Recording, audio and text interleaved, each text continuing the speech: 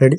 তো চলুন আজকে আমরা একই কোম্পানির দুটো ফোনের আলোচনা করবো। আজকে আমরা অনেকদিন পর আবার একই কোম্পানির দুটো ফোনের উপর আলোচনা করবো, যে কিনা মোটোরোলার এজ সিরিজের দুটো লেটেস্ট ফোন। প্রায় একটা লেটেস্ট অপরটা কিন্তু কিছুদিন আগে লঞ্চ হয়েছে। যেমন মোটোরোলা এজ সিরিজের H50 ফিউশন এবং H50 নিও ফোনের হবে 20 থেকে প্রায় 25,000 টাকা প্রাইস। এবং যদি কোনো ফোনের নাম বলা হয় সেক্ষেত্রে কিন্তু এই দুটো ফোনের নামও দেখতে পাই আমরা সেই লিস্টের মধ্যে। তো আজকে আমরা বিচার করে দেখবো যে দুটো ফোনের মধ্যে এখনকার দাঁড়িয়ে কোন ফোনটা আপনার নেওয়া উচিত এবং কোন ফোনটা নেওয়া উচিত নয়, এবং তা কেন নেওয়া উচিত নয় এবং কেন যে ফোন নেওয়া উচিত সেটা কেন নেওয়া উচিত তা অবশ্যই আমাদের ভিডিওতে আলোচনা করা থাকবে। তো চলুন পুরো ভিডিও দেখতে থাকবেন, অবশ্যই চ্যানেল অবশ্যই সাবস্ক্রাইব করে রাখবেন। তো শুরুতেই বলে দিলাম, ডিজাইন এবং বিল্ড কোয়ালিটির ব্যাপারে বললে সেক্ষেত্রে কিন্তু দুটো ফোনের মধ্যে নিও যে ফোনটা অর্থাৎ যেটা লেটেস্ট ফোন, এটা কিন্তু একটু কম্প্যাক্ট সাইজের ফোন, একটু হ্যান্ডি, একটু কম্প্যাক্ট সাইজের ফোন। অপরদিকে H50 ফিউশনটা কিন্তু মোটামুটি রেগুলার যে ফোনগুলো লঞ্চ হয় সেরকম সাইজেরই ফোন। এবং দুটো ফোনই থাকছে IP68 এর রেটিং, প্রপার রেটিং, এবং দুটো ফোনে থাকছে আন্ডার ডিসপ্লে ফিঙ্গারপ্রিন্ট সেন্সার। এবং ওয়েটের ক্ষেত্রে দুটো ফোন অলমোস্ট প্রায় একই রকমের ওয়েট।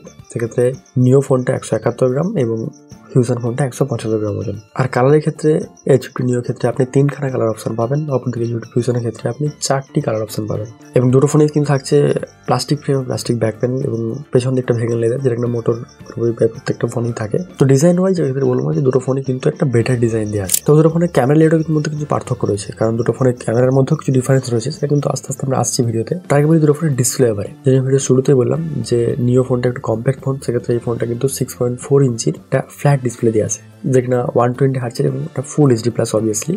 এবং এদের প্রোটেকশন কিন্তু থাকছে কোয়েলা গ্লাস 5 এর প্রোটেকশন, তারও 3000 নিটস পিক ব্রাইটনেস রয়েছে। তো যখন একটা সময় আমরা চাইতাম না খুব কার্ভ ডিসপ্লে বলা ফোন, কিন্তু এখন যে দাঁড়িয়ে এত পরিমাণ কার্ভ ডিসপ্লে ফোন আমরা দেখতে পাচ্ছি, যখন কিন্তু আমাদের অতটা আর কার্ভ ডিসপ্লের প্রতি চাহিদা নেই, বরঞ্চ কি একটু ফ্ল্যাট ডিসপ্লে হলেই আমরা যেন একটু বেশি স্বস্তি পাই, কারণ ফ্ল্যাট ডিসপ্লে কিন্তু নিজস্ব কিছু সুবিধাও রয়েছে।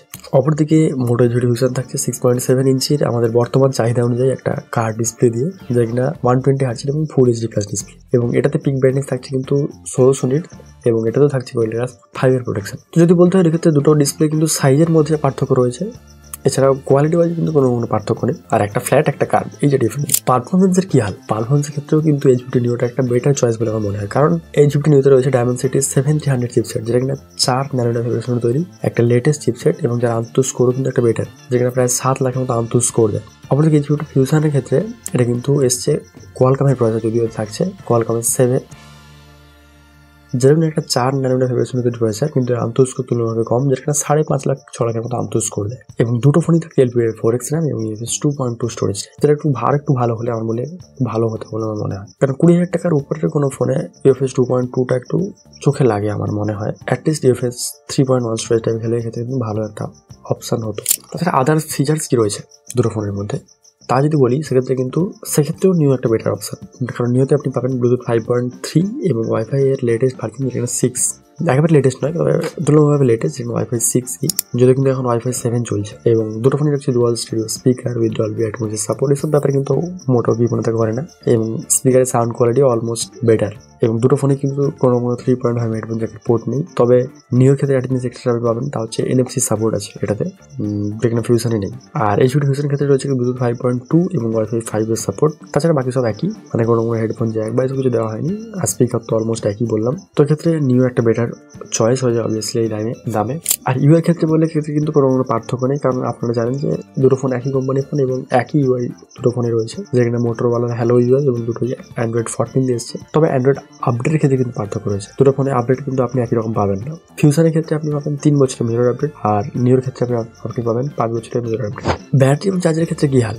আমি যে শুরুতেই বললাম যে নিওটা একটা কম্প্যাক্ট ফোন, এটা কম্প্যাক্ট করার দরুন কিন্তু এর ব্যাটারি কিন্তু কম দেওয়া হয়েছে। এতে দেওয়া হয়েছে আপনার 4310 mAh এর ব্যাটারি, এবং চার্জার প্রায় একই দেওয়া হয়েছে, যেটা দুটো ফোনেই একই 68 ওয়াটের চার্জার। তাছাড়াও নিওতে একটা জিনিস দেওয়া হয়েছে, যেটা কিনা 15 ওয়াটের ওয়্যারলেস চার্জিং এর সাপোর্ট দেওয়া হয়েছে। আর H50 ফিউশনে থাকছে 5000 mAh এর ব্যাটারি এবং 68 ওয়াটের চার্জার। তাছাড়াও সব জিনিস তো আপনি একসাথে চাইলে পাবেন না, তো দিকটা অবশ্যই একটু কম্প্রোমাইজ করতেই হবে। ক্যামেরার ক্ষেত্রে কিন্তু কোনো কম্প্রোমাইজ নেই। H50 নিওতে আমাদের দৈনন্দিন জীবনে যতগুলো ক্যামেরার প্রয়োজন তা সবই কিন্তু রয়েছে, যেটা কিনা 50 মেগাপিক্সেলের মেইন সেন্সার, একটা 13 মেগাপিক্সেলের আল্ট্রা ওয়াইড অ্যাঙ্গেল লেন্স এবং একটা 10 মেগাপিক্সেলের টেলিফটো লেন্স, যেটা কিনা পোর্ট্রেটের ক্ষেত্রে একটা বেটার চয়েস হয়ে যায়, এবং 32 মেগাপিক্সেলের সেলফি, যেটা কিনা দুটো ফোনেই রয়েছে। আর ফিউশনের ক্ষেত্রে রয়েছে 50 মেগাপিক্সেলের মেইন সেন্সার এবং 13 মেগাপিক্সেলের আল্ট্রা ওয়াইড অ্যাঙ্গেল লেন্স, সেক্ষেত্রে কিন্তু টেলিফটো লেন্সটা দেওয়া হয়। তো অবভিয়াসলি নিও একটা বেটার ক্যামেরা সেট আপ নিয়ে আসে।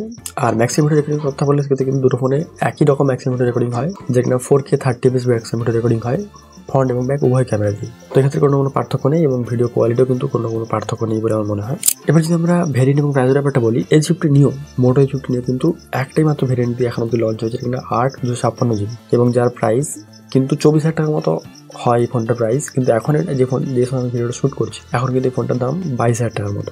অপরদিকে H50 Fusion দুটো ভেরিয়েন্ট পাওয়া যায়, 8/128 GB এবং 12/256 GB। তো 8/128 GB ভেরিয়েন্ট এটা কিন্তু 22,000 টাকা দাম এবং 12/256 GB ভেরিয়েন্টটা 2,000 টাকা বেশি দাম, যেটা 24,000 টাকা। তো মোটোরোলার ক্ষেত্রে একটা জিনিস দেখেছি ভালো, যেটা যেখানে এরা আপনি 2,000 টাকা দিয়ে অতিরিক্ত দিচ্ছেন সেক্ষেত্রে কিন্তু একটা প্রপার র্যাম এবং স্টোরেজ টাইপ পাচ্ছে। অন্যান্য কোম্পানি কি করে এক্ষেত্রে হয়তো সেক্ষেত্রে 8GB 256 GB দিয়ে দেয়, সেক্ষেত্রে কিন্তু মোটোরোলা এই জিনিসটা করে না। আমি দেখেছি একটা প্রপার র্যাম এবং একটা স্টোরেজ টাইপ দেয় প্রাইস অনুপাতে আপনার। তো অবশ্যই এই দিকটা মোটো একটা ভালো দিক। এবার যদি কনক্লুশনটা বলি, এখন যেহেতু দুটো ফোন একই রকম প্রাইস সেগমেন্ট পাওয়া যাচ্ছে সেক্ষেত্রে কিন্তু অবভিয়াসলি আপনি নিওটাই নেবেন। কেন H50 Fusion নিতে যাবেন যদি না আপনার কার ডিসপ্লেটা কোনো প্রায়োরিটি হয়ে থাকে? আমার মনে হয় যে H50 Neo যদি 1-1.5 টাকা বেশিও প্রাইস রাখে কোম্পানি, তাও কিন্তু এই ফোনটা 1-1.5 টাকা অতিরিক্ত বেশি খরচ করে নেওয়াই যায়।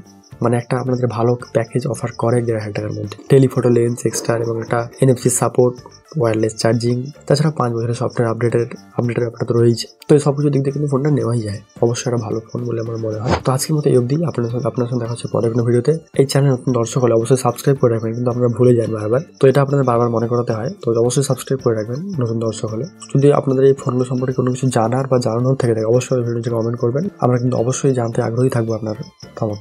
তো আজকে এই অবধি।